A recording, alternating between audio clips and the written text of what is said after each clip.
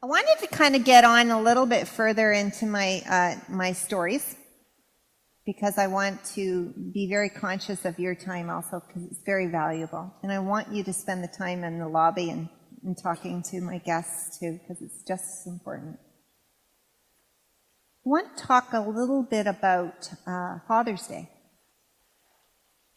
I had a shift on Father's Day, and it was actually the day before that the story starts. I had to call my mom because she had a recipe that I needed for icing for a chocolate cake that I was going to make for my partner, by the way. Hello. I see him in the audience. And I really felt it was important to do this icing. I had this amazing memory of a childhood memory. It's kind of like Tab's Canada Burger kind of thought. I don't know if I'm dating myself on that one, but whatever it is, your thing that you love, I had this about this icing. So I felt it was important enough to put myself on the line with my mom and my father, because it's always, it's a 50-50 chance whether I survive the conversation or not emotionally. So I did it. I thought, nope, I need this. I want to make this cake. So I called my mom up day before Father's Day, and I got through most of the conversation. I got the recipe, yay. And I thought, I'm just about off the phone. And she says, oh, by the way, your dad and I would like to come over Father's Day and have some of that cake. And I know it sounds awful, but truly, if I had a normal family, I would be saying, I would have already had them invited over. But because I know what can happen in these relationships with my parents, I just never know. And I really wanted a nice quiet time with my family, my partner and his mom. And so I really had to think about it. And so I said, can I get back to you on that? I hung up and I said to my partner, I said, they're thinking they want to come over for cake tomorrow. It's Father's Day. So, of course, duty is already setting in, right? And he said, he's very kind this way, he said, whatever you think. Good answer, right? He knows. It's not going to go well. So I called her back and I said, yes, please come for supper. It's Father's Day. And I can say in that moment, I really felt good. I felt normal. Hung up, and then it started. Ooh. And I thought, oh, there goes that intuition that I had pushed down and didn't recognize for years. And it was screaming. And I thought, it's going to be fine. It's going to be great. So I got through the night. Next day, they're knocking on the door, and they have a handful of food and dessert, and like, it's crazy. I open the door and they're just like smiling and they're bringing all this food in, and I'm thinking, wow, what's going on here? And do I really want to know the answer? And so I grabbed the stuff a couple of times, putting it on the counter, and I'd already prepared a lovely meal. It wasn't like they needed to bring anything. And so I just set it there. I didn't acknowledge the food. I didn't do anything because I was already in survival mode. I just needed to get through this. And my intuition was really vibrating, so I knew there was something going on. But of course, I'm good at suppressing things. And so we just did the small talk, and I thought, this is going well.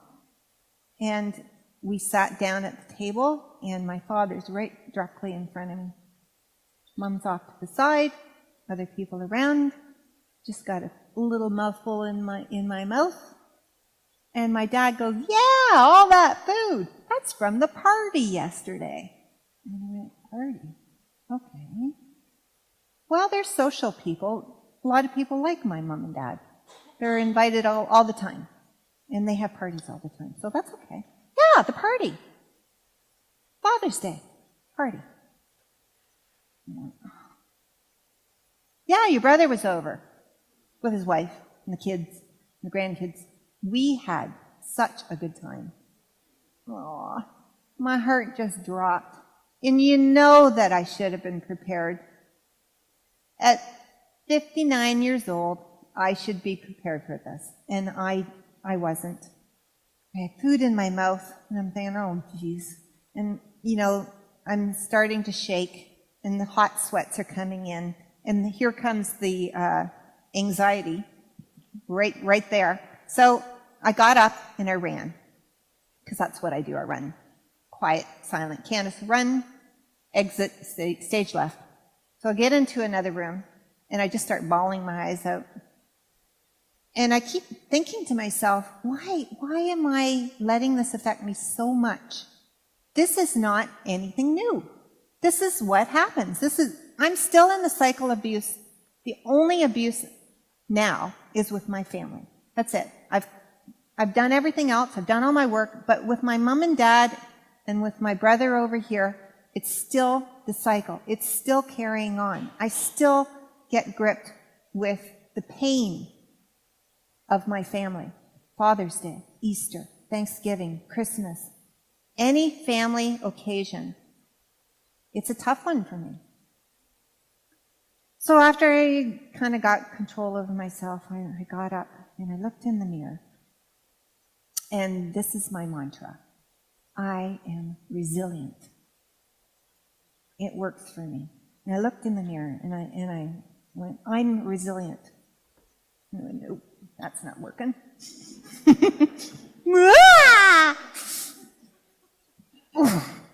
I am resilient. I'm still not feeling it. I'm going to do it one more time. I am resilient. And I felt it. I went, yes, okay, you got this. Tap dance. Act. Silent candy is back. Good to go.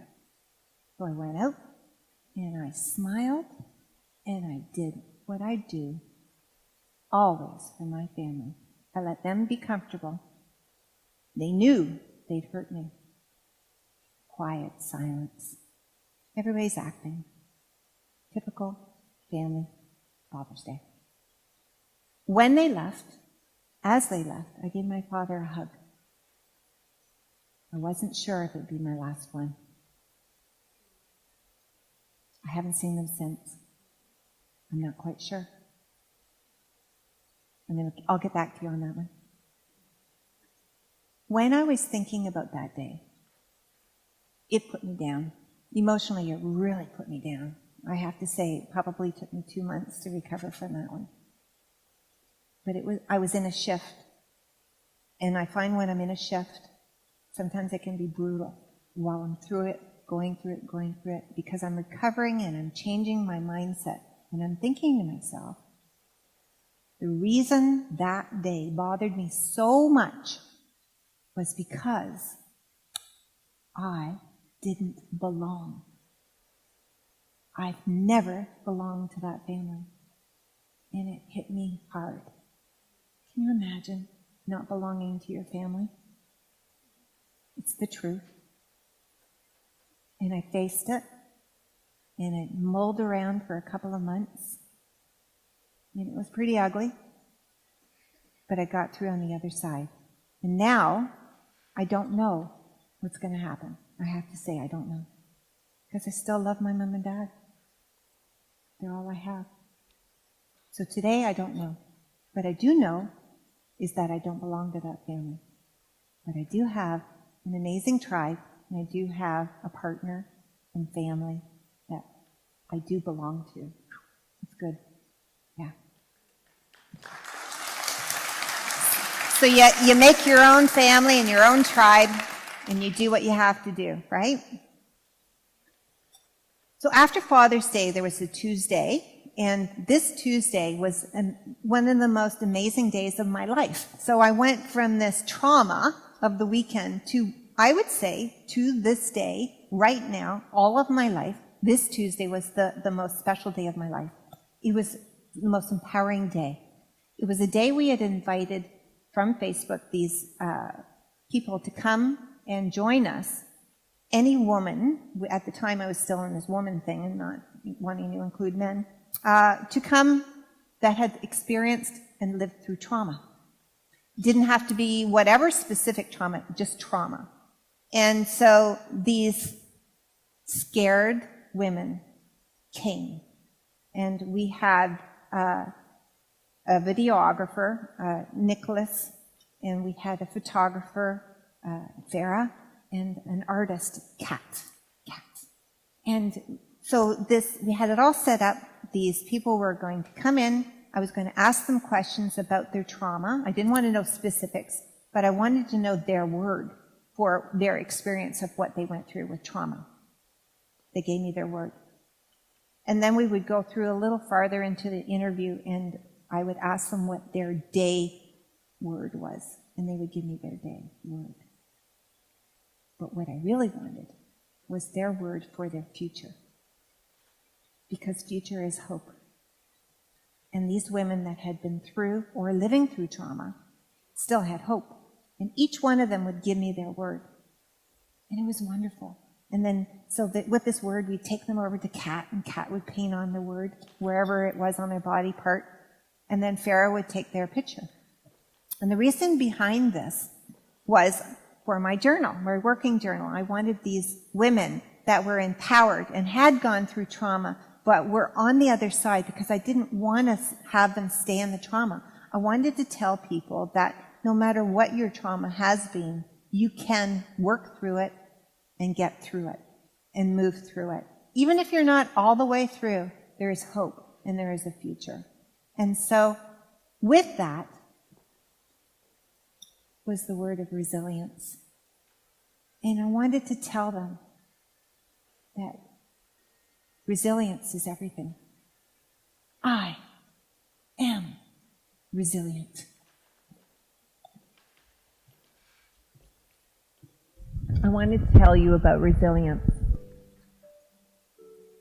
We are resilient, and we can get through it and get to the other side and be successful, however that looks for whoever is on that journey.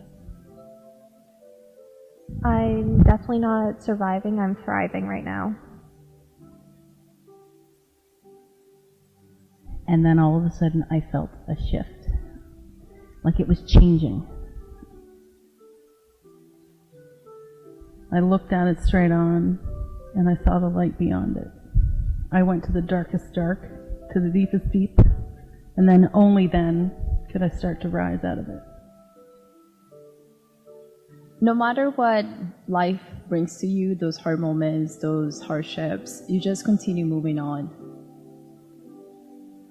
I think resiliency to me means this ability to keep going no matter what happens. It is this inner reserve of strength that we call upon in the midst of the chaos and the storms of our life to get us through. And it's this hope and this knowing that at the end of the day, we are not these struggles and that we will be more, we are more, and we're here to learn, and that these struggles are going to make us so much stronger and powerful and crystallize the essence of who we're really meant to be. Sometimes I'll just say tomorrow is a new day, right? I am resilient. I am resilient. Yes, you are. You're resilient. I want you to really believe it. Eventually, you are going to tell yourself over and over until your mind gets it. It doesn't believe you right now. I'm getting there. It's that, remember when you're always telling yourself these negative thoughts? This negative self-dialogue that happens with us forever can really destroy us. And it's up to you, that you're going to retrain it. Because you've been doing this negative dialogue for years, maybe forever. So now it's your job to question everything that negative mind is saying to you, and you have to question it and prove it wrong. And even if you don't believe it, just keep saying, nope, I'm resilient. I'm resilient.